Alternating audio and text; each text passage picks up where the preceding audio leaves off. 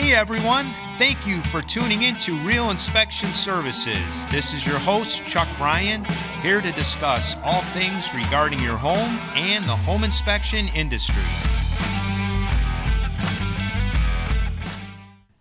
Hi, welcome back to Real Inspection Services Podcast. I'm your host, Chuck Ryan. Last week, we spoke with Guy Grimaldi with First Community Mortgage. He had a lot of great information for first-time buyers, as well as buyers that have been in the market, maybe want to look at getting a construction loan. He does specialize in those as well. So there's a ton of good information that he provided. So I highly recommend that you check that podcast out. In this week's episode, we're going to talk about how to become a home inspector. Each state does have their own requirements. I would suggest that you look into your state requirements for becoming a home inspector. I, of course, am in the state of Illinois, so we do have certain requirements that may be different than your state. So if you are considering looking to become a home inspector, find out what your state requirements are. That's important. So if you are considering being a home inspector, probably the first thing you're going to want to know is it a good job? The other thing you may want to consider are what are the pros and cons, so I will touch base on that. What's the worst part of being a home inspector? Is being a home inspector hard? We're going to discuss that. Who do home inspectors work for? Do home inspectors work for themselves? And can you become a home inspector part-time? And the other thing is, I'm sure it's in back of your mind, is how risky is this career? Let's talk about one of the things that people will maybe ask is being a home inspector remote, and it isn't. In order for you to be a successful home inspector, you have to be able to travel, and that might mean being able to travel 45 minutes to maybe an hour to the destination to perform that home inspection.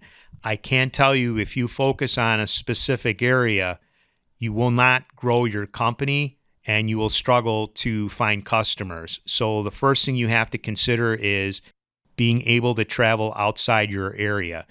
There are home inspectors that kind of stay in a specific area. I would tell you, again, from experience, I grew up in Chicago. I did start out in the city of Chicago. Most of my first jobs or performing home inspections were in the Chicagoland area. I then started to see that I had to spread myself to other areas and hitting some of the northern suburbs, western suburbs, going south of the city as well as east, and just, again, getting outside my comfort zone, meeting different realtors, and networking outside the Chicagoland area. The good thing about being a home inspector is your hours are flexible, so you can set your own hours. So that's just something to kind of consider. This is not a 9-to-5 job. There are days that you can be working 12, maybe 14 hours, and that's from your commute to doing maybe 2 inspections a day. And then depending on the type of software that you use for performing and collecting the data, putting it in, whether it's on your phone or if you carry a tablet, that's something you'll have to kind of consider and figure out. But again, there are days where you are going to be putting in about maybe 15 hours to 14 hours a day. That's not to say in the beginning. In the beginning, you might have to put in more hours because you're trying to market yourself, and that's getting out there, networking, meeting with realtors, letting your friends and family know that you are starting a career as a home inspector. So it's just something to kind of keep in mind. This is not a get-rich-quick type of a business. Within 3 to 5 years, if you can make it past that 3-year to get to that 5-year, then you could be starting to make some good income. But you have to make sure that if you are considering this, that you do have another source of income coming in, or at least if you want to go at this, that you do have reserves to live off of, because you cannot make $75,000 to $100,000 your first year into this business. Keep that in the back of your mind. I can tell you from experience, I worked 2 jobs in order to get my home inspection business off the ground. I was fortunate fortunate enough to have family business I worked in, and then I worked with a buddy who did have a cleaning business that I helped him out with at nights. I knew this is something I wanted to do full time, so I did what I had to do to get that off the ground. And I can tell you from my experience, it was about 3 years before I was able to let one of the jobs go that I was working to supplement my income. So 3 to 5 years, and I'm just telling you from experience.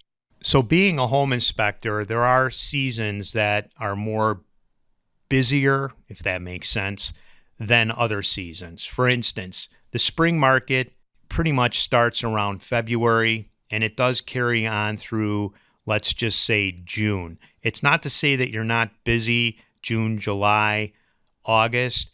July and August tend to slow down a little bit just for families going on vacation. And then, in August, you have kids going back to school. So there are little lulls here and there, but it's not to say you can't be busy. It's just if you are tracking where your growth is and how your business has grown, just make sure you're keeping track of those months. I've seen for us, things do tend to pick up a little bit. It's usually around the holidays, November, December. Things tend to slow down.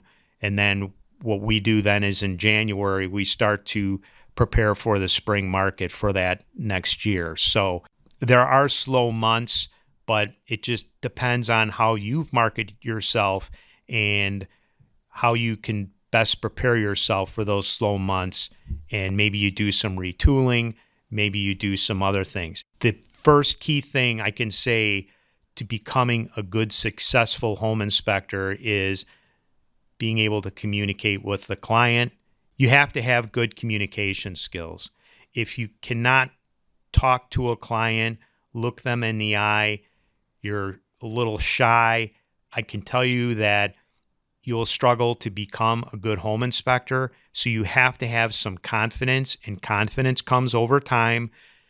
Again, it took me a while. I always thought as being a good communicator. I didn't have any problem ever really talking to people. So I knew that that was one of my strengths. One of my weaknesses were maybe learning some of the technical jargon that came along with becoming a good home inspector. But again, persistence pays off. If you stick with it and you're always learning to improve yourself, that's a hurdle that you can quickly overcome. One of the cool things about being a home inspector is seeing very cool properties. There's not one property that's the same. Sure, you might look at an electrical panel box and all the guts of the panel box are the same if it's circuit breakers, but you may come across an old fuse panel or you might come across old wiring. Every home has its own history, and that's what's always kind of endured me about part of this as a career is looking at what homes are telling you, because every home has a story. And when you go into these properties, there's a history with them. So I always found that very fascinating for me. And it just always intrigued me while I was doing these inspections of, who grew up in this house, or even sometimes you might have information provided to you about or has a historical landmark status. So to me, that was always kind of a cool thing about becoming a home inspector and doing home inspections is there's not one home or condo or townhome or even a commercial property that's the same. They all have history and they all have a story to tell. So that was something that I always thought was cool. One thing when I started in the home inspection industry at that time was I started back in the early 90s, mid 90s. It wasn't that competitive at the time. I don't think it was competitive as it is now. If you do choose this as a career, you are going to have competition. And if there's one thing I could tell you is there's competition in anything we do in life. So if you get any negative drawbacks from people saying, oh, the industry's flooded with home inspectors, it's too competitive, it really isn't. I mean, you just have to establish yourself as that professional consultant, to let people know that you're the one that is knowledgeable about homes. And if you can get that across to people, customers, and people you're reaching out to, yes, it does take time. There's competition in anything we do in life. If you look at that as being a drawback, I would just tell you, just stick with it. And if this is something that you truly want to do, it's not going to be easy. And if it was easy, they would, it's the old adage, everyone else would be doing it. But if you do stick with it, it does pay off in the long run. And I'm proof of that. I will tell you, though, once you're starting out, what I would suggest that you do in the area that you're looking at to become a home inspector, whatever state you're in, look at what the top home inspectors are charging. See that they have any other ancillary services than just their standalone home inspection service. And ancillary services are, they may offer sewer scoping, radon testing, water quality, air quality. We offer all those in-house. So look for a company that does that. I would suggest highly, it would be a good idea to maybe, once you get your license and you've gone through the curriculum, and I'll touch base on that here in a bit, hook up with a company. Maybe you'll want to work with them for a couple of years. But if you decide to do this on your own, I can tell you, do not go cheap. If you start pricing yourself and you start undercutting some of the other inspectors in your industry, you're going to be known as that cheap inspector. And I can tell you, if you look at the numbers and you look at what your costs are from your E&O insurance, general liability, the money you're putting down for the software you're using, your vehicle, your tools, at the end of the day, you're not going to be making a profit. So you should be making a good, solid profit, and that's what you have to figure out, what your profit is going to be, the bottom line, versus obviously your expenses that come out of that home inspection. If you're going to start undercutting and charge $300 to do 2,500 square foot home, I could tell you right now, your drive time, the time you spend on that property, you're not going to be making a profit. So you have to make sure you're pricing yourself. And what I would suggest you do is look at what your competition is charging. I could tell you the cheapest is not always the best. And if you do that, and you figure I have to establish myself by charging cheap home inspection fees, you will never establish yourself, because you will always be looked at that cheap home inspector. And it doesn't matter if you're a good home inspector. What is your time worth? That's what you have to consider. One of the questions that I've been asked, and we're actually training a couple of guys right now who have passed the state test, is when we were interviewing them, one of the guys asked if the job is physically demanding. And it is. You have to be in decent shape to do this. Not to boast, but I do work out 3 times a week. I'm 57. I'll be 58 here come August. So you have to make sure you're in good shape. You are going to be carrying your bag of tools. You're going to be carrying a ladder. You may have to get up on a roof. You may have to carry a ladder up several flights of stairs, especially in an older building that doesn't have an elevator. And one thing you need to consider is taking that ladder from your car, walking down maybe 2 blocks to get to that property, along carrying your tools. So this is physically demanding. You do have to get in crawl spaces. You may have to do a military crawl or a belly crawl. You may have to jump in a crawl space and, move around on your knees. So at the end of the day, if you are doing a home inspection, you're communicating to the buyer, you're putting all the information in the report, I can tell you, if you do 2 of these a day, you'll be exhausted by the end of the day. So you have to be physically in good shape to do home inspections. So yes, it is physically demanding. One of the things I talked about earlier, for me, the cool thing about being a home inspector is every day is different. There is no one day that's the same. For me, it was always an adventure. So I just never looked at it as being a drag. again, your days are not going to be the same. You may have one that day, and then that afternoon, maybe in the summertime, you could go play a round of golf, hang out with your family. That, to me, that I enjoyed was the flexibility of being a home inspector. Is I was in control of my own time. But I did talk about this earlier, and it's something that I would strongly suggest, that if you do want to get into this industry and you are new at this, is check out the home inspection company in your area. Look and see if they're a multi-inspection firm. Believe it or not, there are home inspection companies out there that are looking for new people to come in and learn about the industry.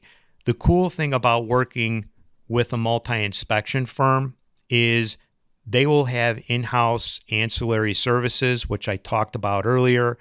They may have radon, sewer scoping, air quality. These are all things that you can get trained to do after you get your license in that state.